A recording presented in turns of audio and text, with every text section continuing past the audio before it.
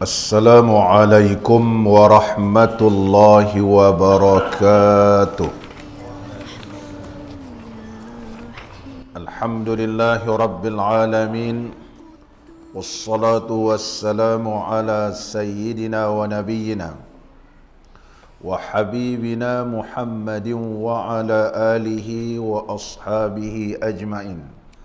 Rabbi shrah li sadri wa yassir li amri wahlul 'uqdatam min lisani yafqahu qawli. Allahumma iftah alaina futuhal 'arifin warzuqna fahman nabiyyin wa ilhamal malaikatil muqarrabin.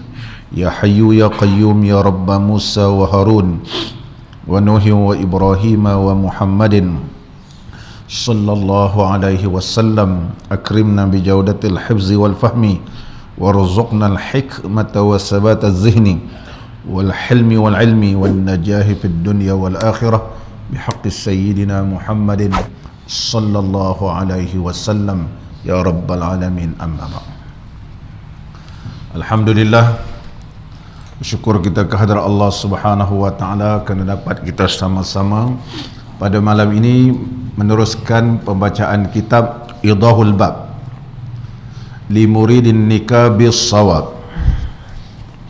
Kitab yang membicarakan hal ehwal pernikahan. Kita masih lagi di bawah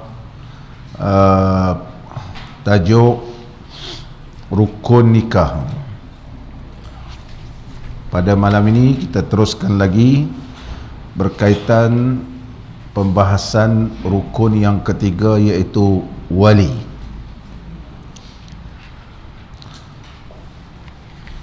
Pada hukum asalnya, anak tak boleh jadi wali kepada ibu, sebab anak adalah di bawah tanggungan ibu. Macam mana pula anak pula jadi wali pada ibu? Ibu ni yang jaga anak. Oleh sebab itu, anak tak boleh jadi wali kepada ibu, hukum asal. Tapi di sana ada beberapa keadaan yang anak ni boleh jadi wali pada ibu. Sebab tu wali pada ibu ni ialah ayah dia ataupun datuk dia sehingga ke atas. Tak ada ni baru pergi adik-beradik seibu sebapa. Kalau tak ada, berpindah pada adik-beradik sebapa. Kalau tak ada juga, barulah dibahaskan begitu panjang pada pembahasan yang sebelum ini. Anak kepada anak, anak kepada anak sampai ke bawah, yang dinamakan asabah begitu. Pada malam ni kita nak lihat ada keadaan-keadaan anak ni boleh jadi wali pada ibu dia. Qala al-musannifu rahimahullahu ta'ala wa nafa'ana Allahu bi'ulumihi fid daraini amin. Dan tiada sah anak itu akan wali ibunya. Situ betul?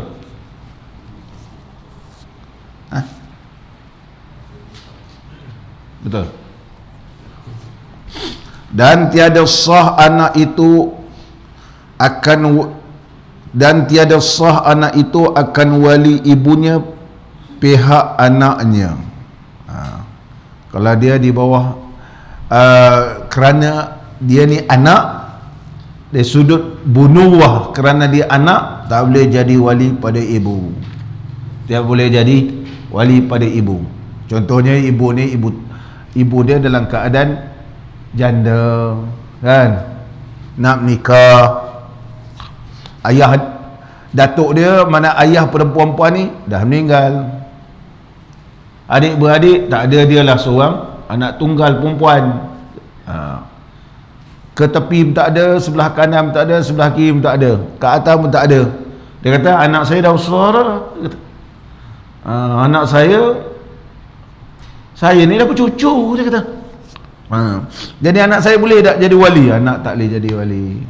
Anak tak boleh jadi wali dalam kedudukan bunuwah, kerana dia anak dia tu. Ada di Melaka ni, dia nak menikah, dia panggil anak dia, kata anak saya boleh jadi wali.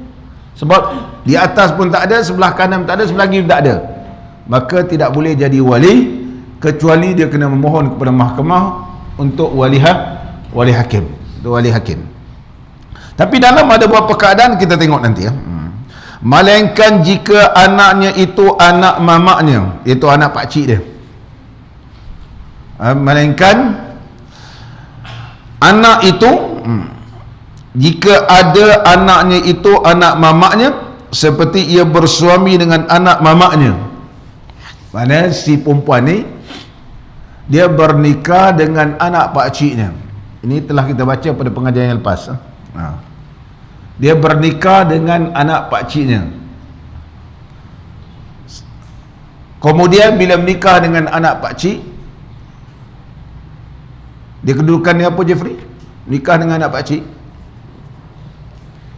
Dia menikah dengan anak pakcik dia, sepupu. Kemudian dia dapat anak. Kemudian dapat anak. Nanti contohnya bapa dia dah tak ada. Jadi pakcik dia ni akan jadi wali. Pakcik pun tak ada. Bila pakcik tak ada, anak kepada pakcik dia ni boleh jadi wali. Tapi nak jadi wali macam mana? Sebab dia jadi suami. Maka turun kepada anak pakcik, anak dia sendiri. Anak dia sendiri. Kerana kedudukan dia bukan kerana anak, tetapi kedudukan dia kerana ia adalah mengganti kepada pakcik dia. Dia boleh jadi wali, tetapi bukan di atas kerana anak. Faham ni? Pak Jeffrey, bukan kerana atas dia, kedudukan dia anak. Asalnya bapa, datuk kepada datuk, habis semua. Kemudian dia pergi kepada adik-beradik kepada bapa dia. Bila adik-beradik bapa tak ada, balik turun kepada anak kepada adik-beradik bapa dia, seibu sebapa. Kalau tak ada, anak kepada anak, mana cucu pada pakcik dia. Sekarang keadaan cucu ni anak dia, sebab tadi dia menikah dengan sepupu. Itu maksud dia. Qala al-musannifu rahimahullah ta'ala, melainkan jika ada anaknya itu anak mamaknya. Macam mana bentuk? Seperti ia bersuami dengan anak mamaknya, anak pakcik dia, maka dapat seorang anak laki-laki dengan dia. Allah gunakan seorang anak lelaki. Kemudian maka mati anaknya mamaknya itu, maka anaknya itu dinamakan anak bagi mamaknya. Jadi dia menduduki kepada tempat ayah dia, menduduki pada tempat datuk dia, maka ketika itu dia boleh jadi wali. Maka dia kata anak dia ni menduduki, mengganti tempat ayah dia pula tak ada, menduduki tempat datuk dia. Datuk dia tak ada sebab mengganti kepada adik-beradik dia, iaitu merupakan ayah kepada si perempuan ni. Datuk pun tak ada, semua tak ada. Itu yang disebut. Maka anaknya itu dinamakan anak bagi mamaknya pula. Maka sah anak itu jadi wali bagi ibunya. Bukan kerana dia bunuh, bukan kerana dia anak, tetapi kerana ia adalah menduduki tempat tempat pada kedudukan saudara seibu sebapa dengan arwah ayah dia, dengan arwah ayah si perempuan itu. Begitu. Ini boleh anak sendiri boleh jadi wali.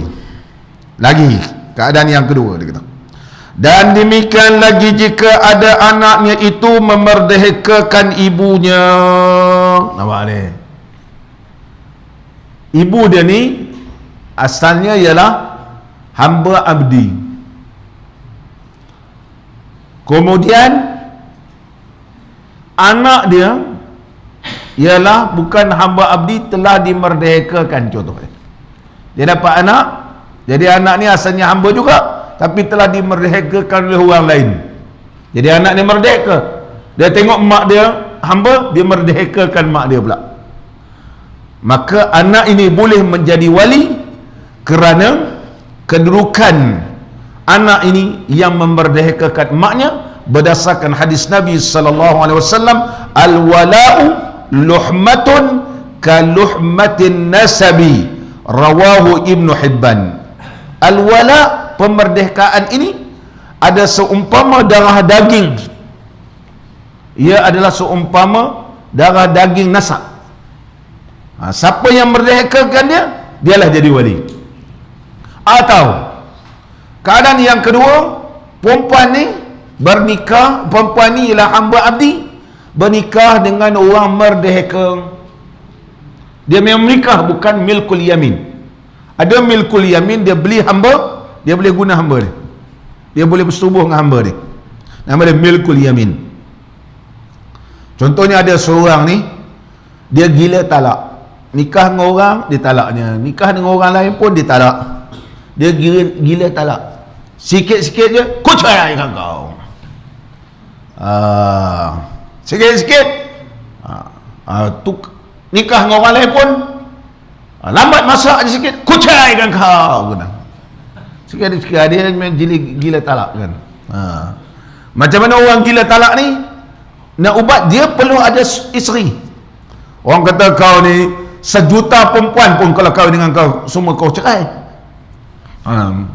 Nak bagi juga dia ni ada isteri, maka suruh dia beli hamba, dinamakan milkul yamin. Dari ini memilikikan seorang hamba, ialah hamba dia, dia boleh bersubuh dengan hamba dia, dia boleh bersubuh dengan hamba dia, sebab dia milkul yamin, hak dia. Dan dia bila talak isteri dia ni, hamba yang dia beli ni tidak akan tercerai, sebab dia memiliki secara membeli hamba. Aku ceraikan kau, tak tercerai, sebab dia bukan nikah. Ada keadaan kedua, memang dia kahwin dengan hamba.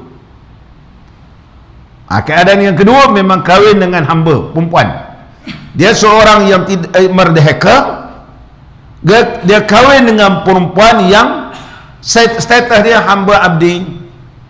Bila menikah dapat anak ni jadi anak merdeka, dinamakan ummul walad.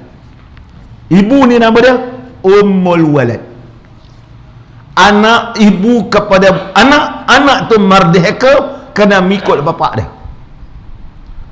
Jadi kerana anak ini melihat ibunya masih lagi hamba abdi, maka dia merdekakan ibu dia. Jadi anak ini jadi wali apabila tidak ada wali lain, kerana anak ini telah merdekakan ibu dia, maka dia boleh menjadi wali, boleh menjadi wali. Ibu dia nama ummul walad, ummul walad nama dia. Kalau ada sisa hamba lagi lah, ni bab cerita berhamba ni satu muka surat. Mungkin dulu di Karang ada hamba kan, ataupun sampai satu tahun nak kiamat kok ada hamba lagi. Macam mana nak cari, nak rujuk, ada dalam kitab fiqh bahas bab sistem hamba. Sama balik kita itu kalau dia merdekakan, atau anaknya itu asabah yang memerdekakan ibunya, maka sah ia jadi wali ibunya. Contoh yang merdekakan ibu dia ni sudah meninggal kan, sudah meninggal, yang memerdeka ni. Kemudian daripada memerdeka ni, yang menjadi wali ialah anak kepada yang memerdeka pun tak ada kan, anak kepada anak pun tak ada, ayah kepada yang mereka ni pun tak ada, datuk sampai pun tak ada, susur jalur sebelah tepi pula adik-beradik kepada yang mereka. Tiba-tiba adik-beradik yang mereka ni ada anak lelaki, tiba-tiba perempuan ni berkahwin dengan macam keadaan sepupu tadi, tapi sepupu di atas kedudukan memerdekakan hamba, dapat anak, dia anak ni juga boleh jadi wali kalau yang lain semua sudah tak ada. Inilah pada kedua surah itu. Jadi keadaan tersebut anak boleh jadi wali. Ada lagi iaitu anak boleh jadi wali wali hakim nama dia. Tak ada wali lain. Kebetulan anak dia ialah hakim. Ataupun wali dia ghaib. Wali ada, tapi ghaib. Dia memerlu kepada, memohon kepada wali hakim. Wali ghaib. Diiklankan dalam surah Abah, tidak muncul-muncul juga. Kalau kita di negara kita ni, kita bagi tempoh selama 14 hari. Kalau dia tidak hadir, setelah diiklankan dalam surah Abah, maka hakim berbidang kuasa memberikan kebenaran, meluluskan permohonan pernikahan melalui wali hakim, kerana wali ghaib. Jadi anak dia meluluskan permohonan tersebut kerana anak dia hakim. Macam mana? Dan tak ada orang lain boleh ganti, dia seorang dia hakim dalam negeri tersebut. Sultan telah watikah, ataupun ada sultan tapi sultan pun tak ada dalam negeri tersebut. Sepatutnya sultan dah turunkan kepada hakim, sultan pun tak ada. Jadi dia menikahkan bukan kerana kedudukan dia anak, tapi kerana kapasiti dia ketika itu ialah hakim. Pun boleh, ya? Boleh. Begitu juga kalau perempuan ni, dia adalah merupakan raja dalam sebuah negara. Dia ratu lah, sebuah negara. Dia nak menikah, dia tak ada wali. Tak ada wali. Macam mana nak bagi kuasa nak menikahkan? Takkan dia menikah diri sendiri, tak boleh. Maka kena memohon kepada wali hakim. Kebetulan hakim lah anak dia, maka hakim ini boleh menikahkan. Kenapa? Kerana kedudukan dia hakim yang telah ditolehakan oleh raja. Kebetulan perempuan tu pun, walaupun dia ratu, tetapi dia boleh menurunkan kuasa kepada orang di bawah dia. Ini pembahasan dari sudut hukum fiqh. Sama balik kita. Dan demikian lagi jika ada anaknya itu, begitu juga hukumnya. Kedudukan anak itu ialah saudara sebapa dengan dia. Ini masalah ni masalah rumit. Macam mana pula perempuan ni, anak dia saudara sebapa dengan dia. Kita pun tak nampak gambaran, kan? Perempuan ni, dia ada anak. Yang anak dia ni ialah dikira adik-beradik sebapa. Macam mana pula tu? Ini dia punya permasalahan. Cuba kita tengok. Anak adalah merupakan adik-beradik sebapa. Macam mana bentuk dia? Tuan Syekh kita huraikan. Maka surah masalah ini, dia punya bentuk permasalahan ni begini, dia kata. Wati syubhat, bapa dia ni, bapa si perempuan ni telah mensubuhi anak ni. Dia menyangka itu isteri dia. Contohnya, rumah dahulu kecil, kan? Udah tu tak ada elektrik. Yang lelaki ni pun jangan balik. Yang si anak perempuan dia ni pun ada suami pun jangan balik. Nampak ni? Kebetulan balik sama-sama. Pak mentua pun balik, menantu pun balik. Mana? Tersilap bilik. Terlampau excited sangat, tersilap bilik. Tengok anak perempuan dia. Nampak ni? Yang perempuan lelaki mana tu, tengok mak mentua dia. Ini wati syubhat nama dia. Bukan sengaja mengandung. Bila mengandung, maka lahirlah anak. Anak ni dikira anak ni anak bapak dia lah, kan? Ini bukan sumbang mahram. Ini tersilap. Anak ni, anak bapa dia. Kerana anak bapa dia, dia jadi seperti adik-beradik sebapa. Seperti adik-beradik sebapa. Ini nama dia wati syubhat. Syubhat ini dia banyak kategori. Yang pertama, syubhatun fil fi'li. Syubhat dari sudut perbuatan.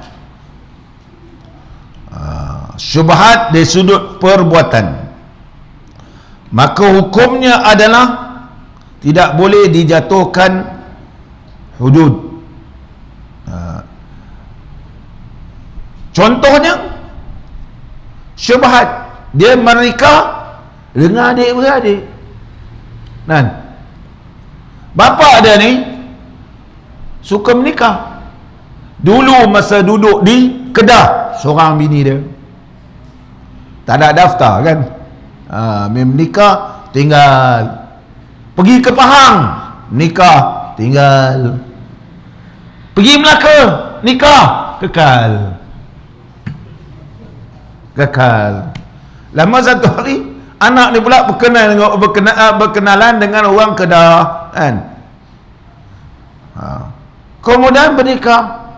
Dah menikah kan. Tengok macam cerita Piramli pula kan. Tengok kau anak kau, anak abang. Nampak dia? Bini dia dulu yang ada di Kedah. Nampak dia?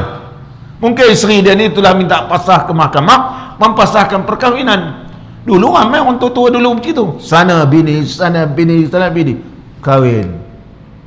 Maka bila diketahui bahawa mereka ini adalah adik-beradik sebapa, perlu difarakkan perkahwinan. Maka persetubuhan ini dinamakan syubhatul fi'l. Syubhatul fi'li. Perbuatan. Sebab dengan nasab dia sendiri. Anak ni boleh dinasabkan. Anak boleh nasabkan dan boleh mendapat harta pusaka, tapi pernikahan perlu difarakkan kerana bernikah adik-beradik. Ada lagi dinamakan syubhatul mahalli. Syubhatul mahalli. Dia menyangka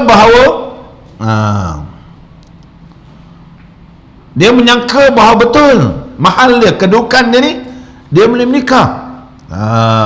Contohnya seorang ni bernikah, dia sangka bahawa sah nikah ni. Contohnya zaman dahulu, orang menikah poligami dia, pergi lari ke Perak. Gopeng Perak nama dia. Gopeng Perak masyhur. Juru nikah Gopeng ni kata, saya sudah mendapat watikah, boleh menikahkan wali hakim yang telah diwatikahkan oleh Sultan Idris, Allah yarhamu. Susun sedangkan dia tidak boleh menikahkan, telah ditarikkan tauliah dia. Ramai tu. Walaupun telah ditarikkan tauliah, dia kekal. Sebab dia ada buku lagi. Dia buku nikah tu, sedangkan nombor siri sudah berubah. Nikah. Mereka menyangka bahawa pernikahan tu sah. Saya ada tauliah, saya boleh menikah orang. Awak jangan risaulah. Saya jadi wali hakim. Awak dari mana? Daripada Duyung, dia kata. Daripada Duyung. Jauh tu, 2 marhalah. Tak apa, jangan risau, dia kata. Yang penting sah lah Syekh, dia kata. Yang penting sah.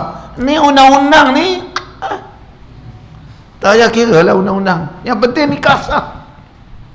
Ini dinamakan, pasangan ini berkeyakinan sah. Tapi sebenarnya dia tidak ada tauliah wali hakim yang telah ditarik oleh sultan. Sultan. Padahal pernikah ini pun juga dinamakan syubhah. Ini pun syubhat. Maka pernikahan itu perlu diperbaharui semula, ditajdid. Batalkan pernikahan yang lama dan anak boleh dinasabkan. Di Melaka ni pun banyak berlaku. Ada dulu juru nikah di Melaka ni, qadi dulu, dia telah ditarikkan tauliahnya. Kemudian dia menikah. Dia tulis selai kertas dia. Yang penting apa? Sah nikah, dia kata. Sah nikah. Dia tulis atas adalah kertas dia. Ini daftar-daftar ni dunia belaka. Yalah dunia, tapi dia dah mati. Yang menikah tu dah mati. Siapa nak dapat mengesahkan tulisan dia? Yang dapat mengesahkan tulisan pun sudah innalillah belaka. Susah. Banyak berlaku. Ini pun berlaku. Jangan ambil mudah. Berlaku syubhatul fi'l dan juga syubhatul aqdi. Syubhatul aqdi. Syubhat dia sudah akad. Syubhat dia sudah akad. Contohnya dia menikah di Pakistan. Ataupun dia menikah dengan orang Pakistan tapi didengkil. Dengkil. Bila menikah payah, tarak susah. Awak boleh nikahkan diri sendiri diikut mazhab Hanafi. Tarak susah.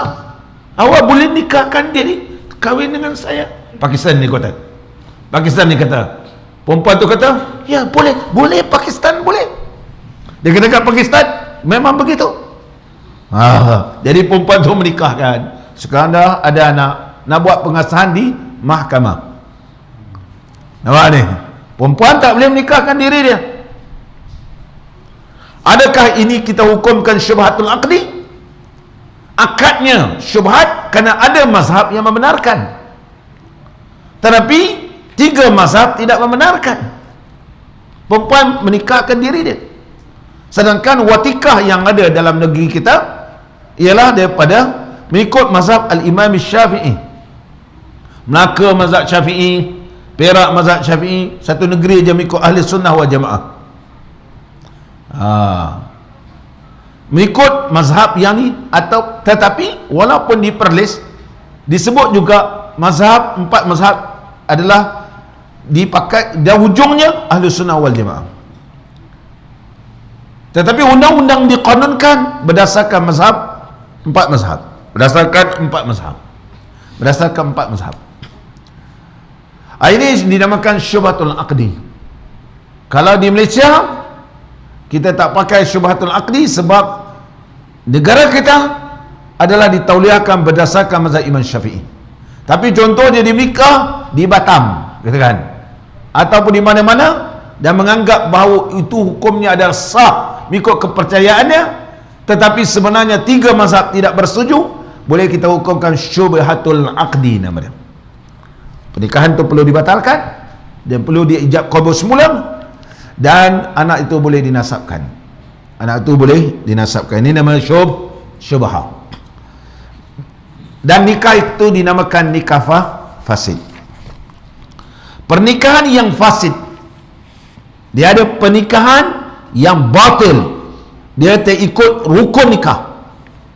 Ada 2 orang perempuan nikah, dia dengan perempuan nikah, macam nikah mut'ah. Nama pun mut'ah, seronok. Hari ni sebulan dengan perempuan ni, habis. Sebulan pula dengan perempuan ni, habis. Nama dia mut'ah. Orang Syiah kata setinggi-tinggi takwa ialah orang yang kahwin mut'ah. Wa matti'uhunna 'alal musi qadaruhu. Bermut'ahlah kamu mengikut kemampuan kamu. Kalau Jeffrey berkemampuan, setahun sekali je mut'ah. Ya, setahun sekali. Wa 'alal musi qadaruhu. Kalau kaya, tiap-tiap minggu pun boleh mut'ah. Ini ajaran sesat. Zaman Rasulullah pun tak pernah begitu. Itu sebab orang suka mazhab Syiah, sebab senang mut'ah. Sikit mut'ah sana, mut'ah sini. Perempuan tu pun seronok kan. Dia pun sebab apa kita kata perempuan pun ada Syiah. Tengok perkumpulan, bila kita tengok masa ya Husain dulu, masa bulan Muharram, ya Husain. Sebab apa? Dia pun nak mut'ah kot. Dia mut'ah orang ni, mut'ah orang ni. Bukan kerana Allah. Jadi Syiah sebab apa? Semayang senang. Subuh dah tu jamak, Zuhur dengan Asar jamak. malam sekarang jamak maghrib dengan isyak seumur hidup sampai mati. Jumaat tak wajib selagi mana tidak ada negara Islam. Selagi tak ada negara Islam. Kalau Malaysia ramai orang Syiah, lengang masjid. Dia kata selagi mana tidak ada negara Islam, tidak wajib mendirikan Jumaat. Semua ni karut belakang. Kita berbuka awal, dia buka lewat. Orang dah habis sembahyang maghrib baru dia buka. Kita dalam hadis kita, berbuka itu hendaklah dipercepatkan. Bersahur dia lewat, dia sahur dia lain pula. Apa yang kita buat semua tak sama. Kita takbir, dia takbir lain. Kita rakaat ketiga, rakaat keempat baca Fatihah, dia baca selawat je. Subhanallah walhamdulillah wa la ilaha illallah wal akbar. Kemudian selawat, Allahumma salli ala Muhammad wa ali Muhammad. Terus rukuk. Mana orang tak suka? Senang sembahyang dia. Setiap orang baca amin, Rasulullah beritahu perkara yang dibenci oleh orang Yahudi ialah bacaan amin. Syiah tidak ada amin. Tak percaya cakap saya, cuba tengok dalam YouTube Syiah sembahyang, amin tak ada. Rasulullah kata orang tak suka amin ni ialah Yahudi. Agak-agak dia orang ni geng-geng apa. Jadi masalah kita. Qala al-musannif rahimahullah ta'ala, saya bacakan berkaitan tentang nikah fasid. Nikah batil tak ada cukup rukun, batil. Tapi fasid ni seperti berlakunya syubhat nanti. Nikah fasid ada 7 permasalahan yang berkaitan dengan dia. Yang pertama, mahrul misli, kena bayar mahar. Macam bapa dia tadi tersilap, mahar kena bayar. Tak boleh free begitu. Mahar misil. Mahar misil ialah mahar yang seumpamanya pada zaman itu. Waluhuqul walad, dan anak boleh dinasabkan. Wasuqutul haddi, dan tidak dikenakan hukuman hudud. Wa tahrimul usul wal furu', maka anak ni tak boleh kahwin sama ada ke atas ataupun ke bawah. Nah, kira adik-beradik semua. Tengok. Dan ini dinamakan nikah fasid. Kalau nikah fasid, begitu juga berlakunya syubhat, sebagaimana yang dibahas dalam kitab kita ni, dinamakan syubhah. Azan baru cerita buat syubhat baru. Allah Akbar. Allah.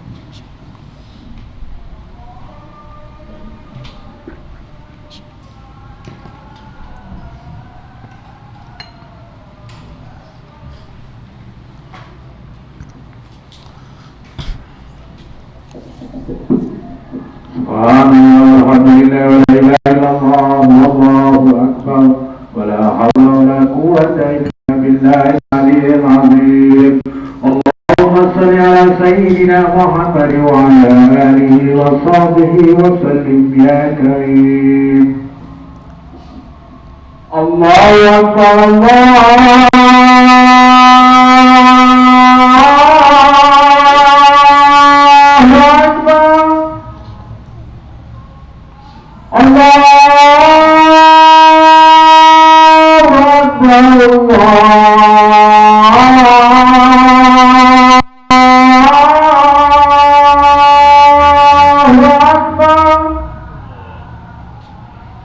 Asyhadu an la ilaha illallah.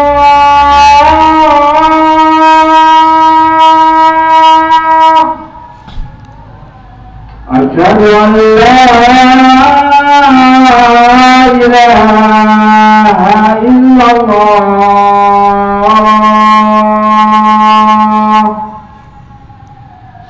Asyhadu anna Muhammadan Rasulullah.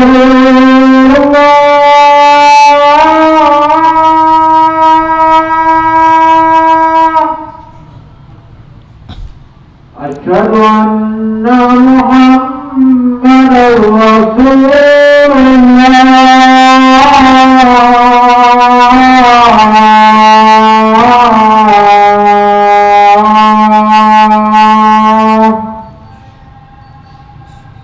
حي على الصلاة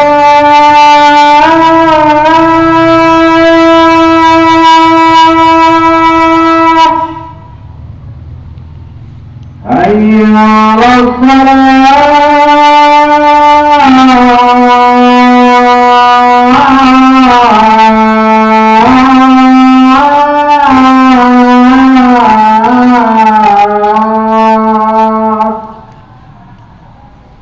حي على الفلاح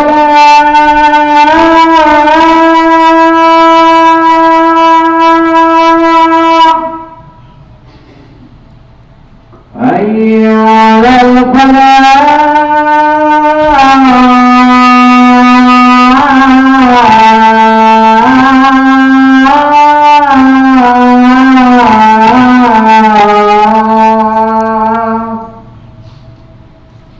الله أكبر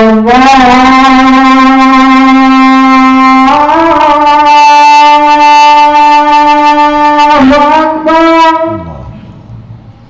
لا إله إلا الله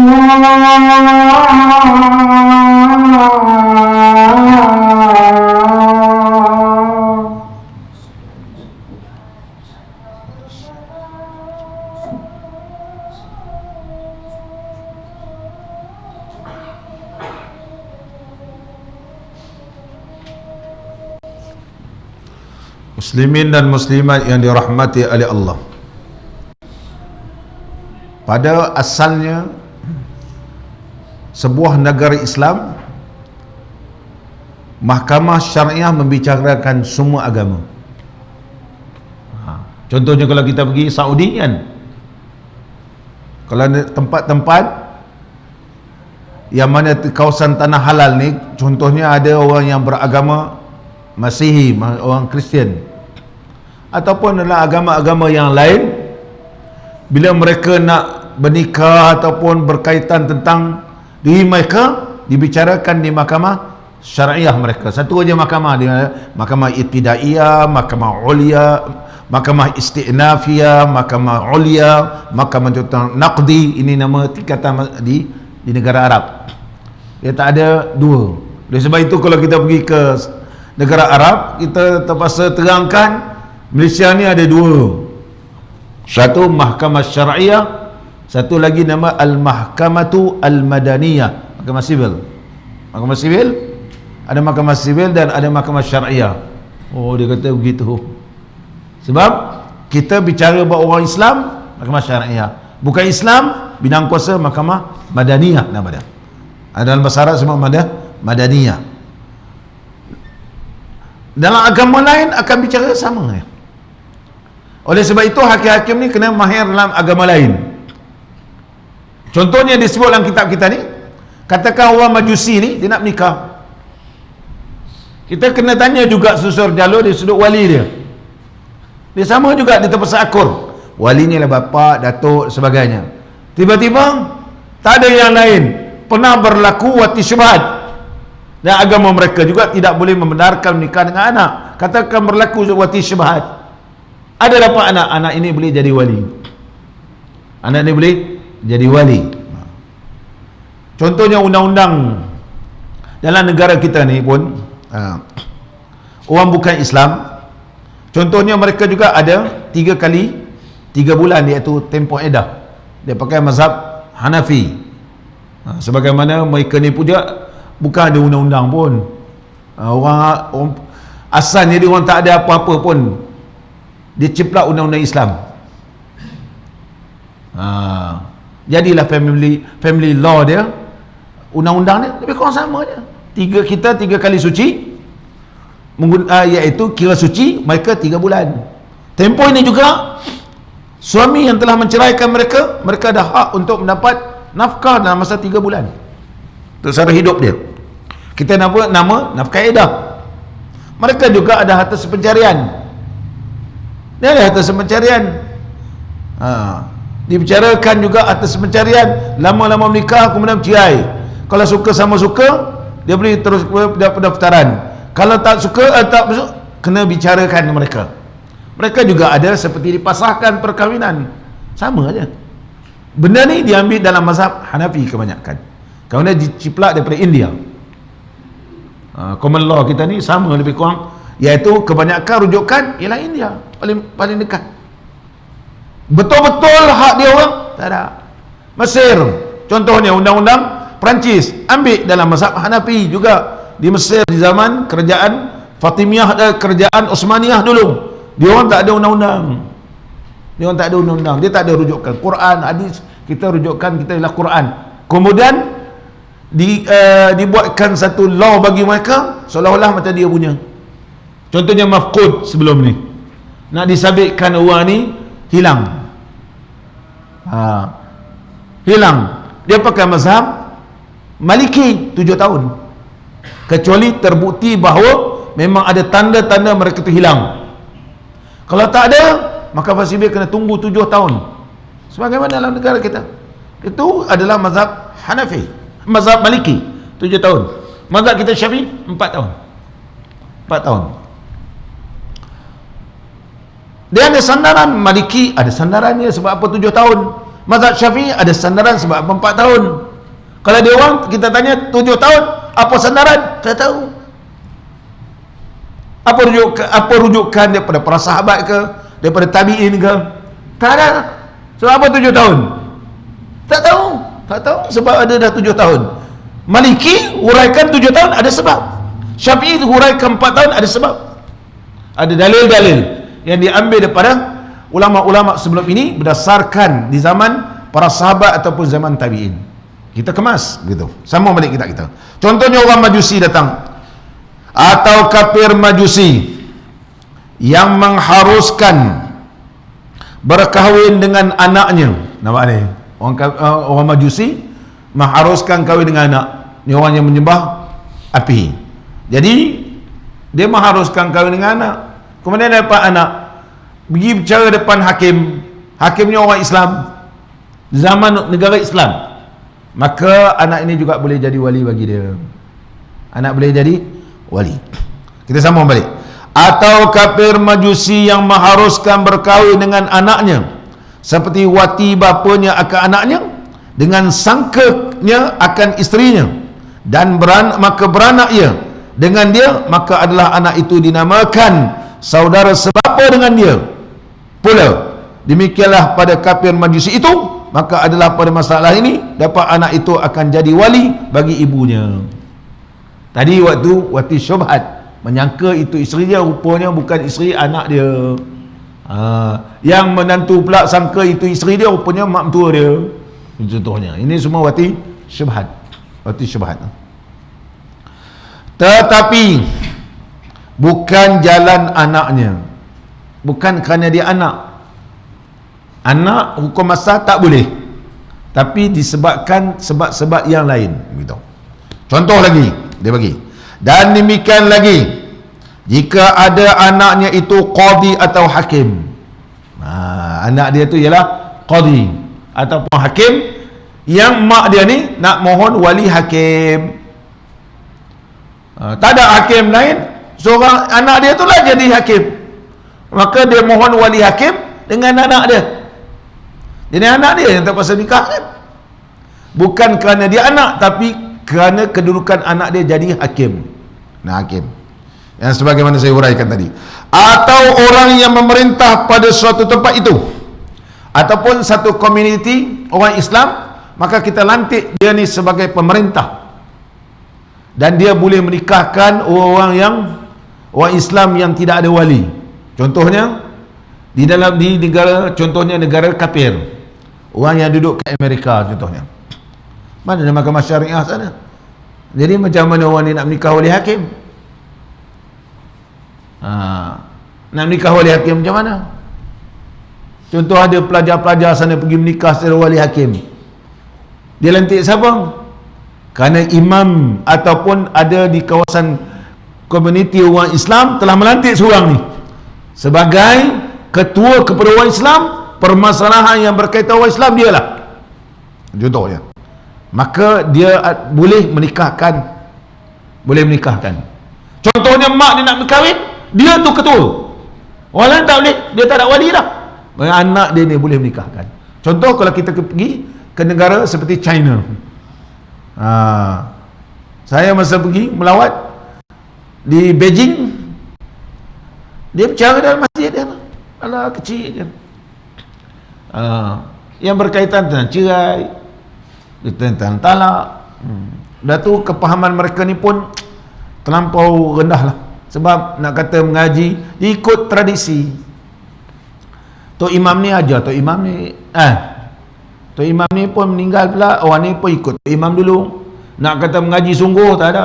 Apa dia rujukan, mana dia kitab, tak ada. Dah selesai, kena pergi didaftarkan ikut undang-undang negara China. Dia ikut tradisi. Jadi kalau dia nak menikah contohnya, tak ada wali, Tok Imam ni lah jadi wali. Sebab yang dilantik oleh komuniti orang Islam situ, dia lah dikirakan imam.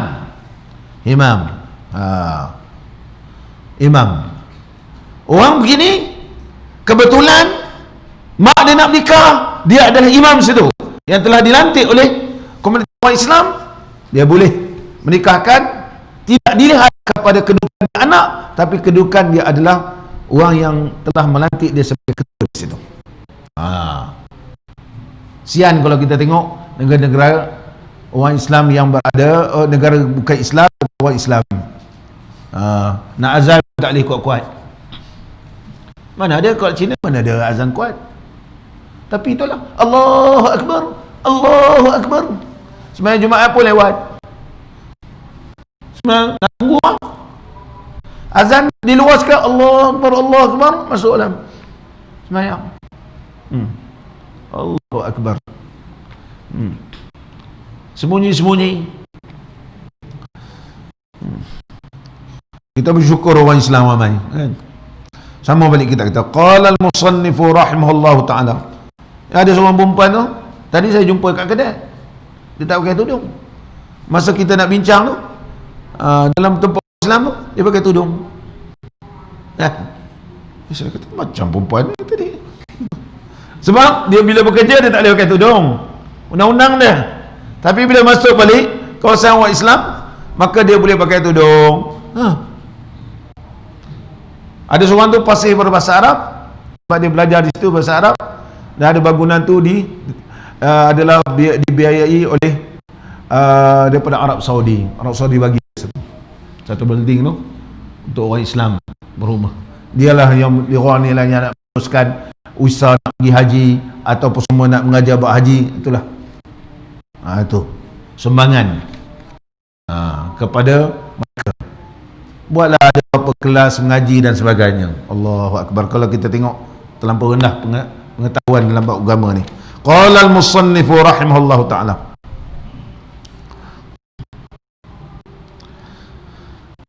Dan seterusnya lagi, maka tiada bagi ibu itu wali yang asabah.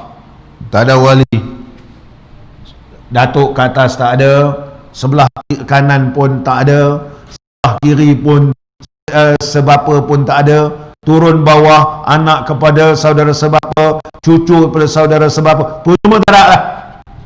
Yang ada Kim anak dia boleh, yang ada iaitu pemerintah ketua situ rupanya anak dia pun boleh. Begitu tu maksudnya. Atau lagi sama lagi kita dan tiada mu'tiqnya, dan tak ada orang yang memerdekakan dia kalau dia hamba, maka jadi wali bagi ibu. Maka tiada wali asabah segala yang tersebut itu jika ada baginya yang memerdekakan dia.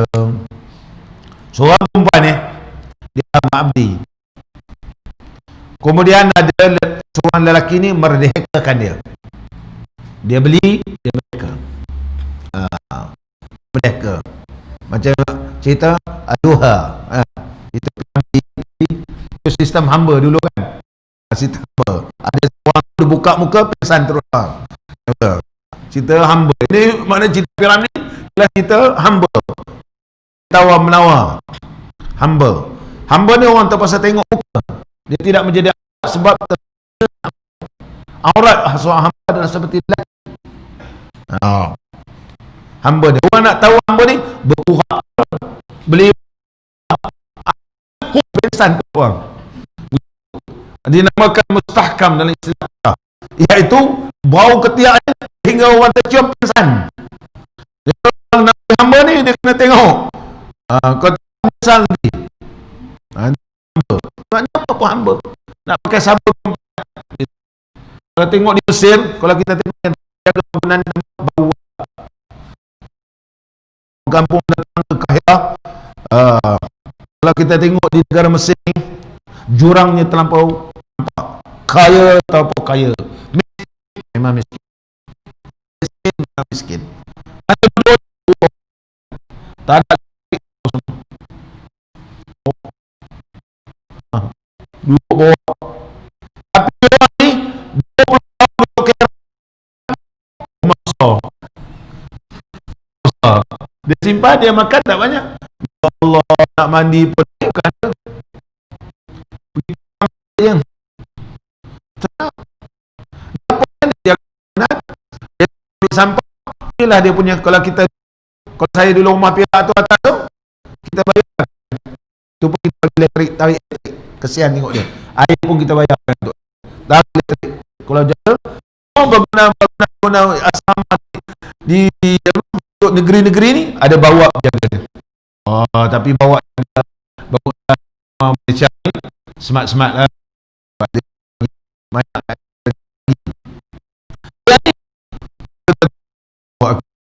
Bulan mandi bawah kuku tak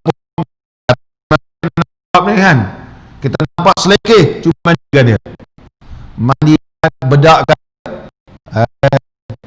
Jangan main-main tempat dia mandi.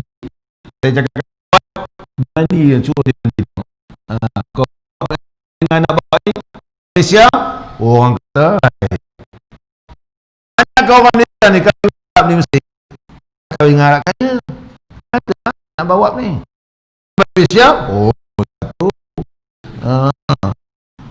qala al-musannif kan, qala al-musannif, kalau ada yang memerdekakan dia, walaupun dia ada ayah dia, walaupun dia ada datuk dia, walaupun ada susur jala sebelah kanan, seibu sebapa ataupun sebapa, tak boleh jadi wali. Dia mesti kepada orang yang memerdekakan dia. Itu tinggi, kuat kedudukan orang yang memerdekakan. Sebagaimana yang disabdakan oleh Nabi sallallahu alaihi wasallam, al-wala'u lahmatun kaluhmatin nasab. Al-wala'u luhmatun kaluhmatin nasab. Orang merdeka ni adalah seperti darah daging, seperti darah daging nasab.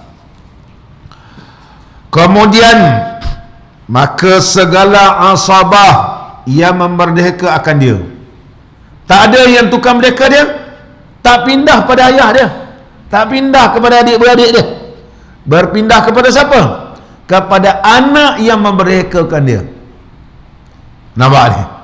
Tak ada saudara ibu sebapa yang memerdekakan, tak ada saudara sebapa yang memerdekakan. Mana merdeka ni macam adik-beradik, kuat. Maka didahulukan anaknya, nampak ni, kemudian maka cucunya, jika terkebawah sekalipun, kemudian maka bapanya, sama macam turutan nasab lah, sama je. Kemudian maka saudaranya yang seibu sebapa, kemudian maka saudara sebapanya, sama semua ni. Kemudian maka anak saudaranya yang seibu sebapa, kemudian maka anak saudaranya yang sebapa, kemudian maka neneknya. Nenek ni ialah datuk bukan orang Melaka, nenek perempuan. Orang belah-belah Perak semua nenek ya. Orang kampus saya pun pergi nenek. Tu anak saya kalau balik, kenapa ayah panggil nenek kan? Orang Perak lain, nenek tu ialah atuk, opah tu ialah opah lah. Nenek ialah lelaki ya. Maka nenek bapanya, bagi bapanya, kemudian maka mamaknya, pakcik dia. Orang kampung saya pun panggil mamak. Saya pun panggil mamak. Pakcik ni.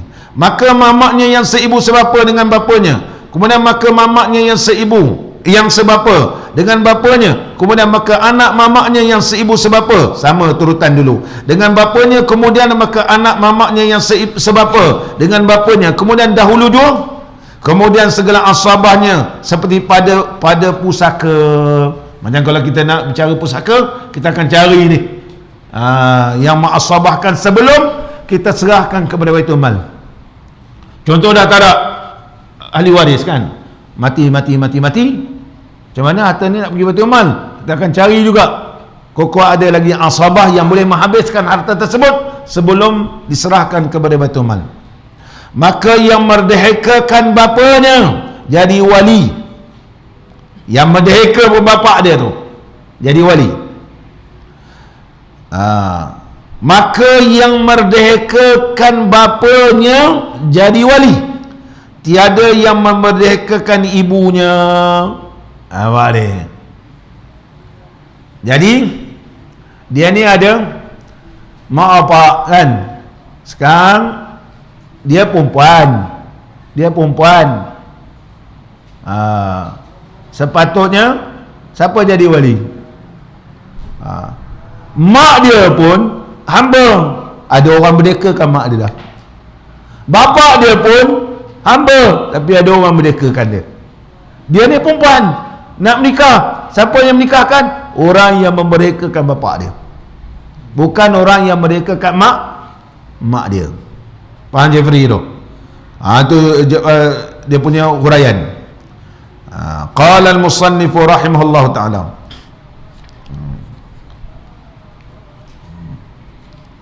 Sebagaimana yang disebut tadi ya. Itu dah langkau ke bawah ya. Patutlah dia beri terpinga-pinga. Itu langkau ke bawah. Kemudian segala ashabahnya seperti pada pusaka, melainkan didahulukan saudara dan anaknya atasnya neneknya, datuk, dan mamaknya, pakcik dia, dan anak mamaknya didahulukan atas bapa neneknya. Bukan bapa kepada datuk dia. Dia begitu susur jalur dia, ikut turutan seperti mana susunan harta pusaka. Sama dia juga dalam pembahasan sebelum ni, bukan yang berkaitan dengan memerdekakan. Mas'alatun ini insya-Allah kita sambung akan datang. Mudah-mudahan pertemuan kita diberkati dan diridai oleh Allah Subhanahu wa taala.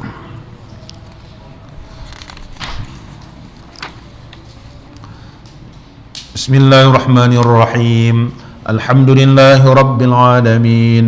والصلاة والسلام على سيدنا ونبينا وحبيبنا محمد وعلى آله وصحبه أجمعين. اللهم صل على سيدنا محمد صلاة تبلغنا بها العمرة وحج بيتك الحرام وزيارة حبيبك ونبيك سيدنا محمد عليه أفضل الصلاة والتسليم في صحة وعافية وسلامة ولطف وبلوغ المرام. اللهم يا فاتح الخير والبركات، اللهم ارزقنا من العقول أوفرها ومن الأذهان أصفاها ومن الأعمال أزكاها ومن الأخلاق أطيبها ومن العافية أكملها ومن الدنيا خيرها. اللهم اجعل اجتماعنا بالرحمة وافتراقنا بالمغفرة وخاتمتنا بالسعادة وألهمنا الرشد والحكمة. اللهم حببنا في صلاة الجماعة، اللهم حببنا في صلاة الجماعة، اللهم حببنا في صلاة الجماعة وذكرنا بالموت كل ساعة واحشرنا مع النبي المصطفى صاحب الشفاعة. ربنا آتنا في الدنيا حسنة وفي الآخرة حسنة وقنا عذاب النار. وصلى الله على سيدنا محمد وعلى آله وصحبه وبارك وسلم والحمد لله رب العالمين. تقبل الله منكم.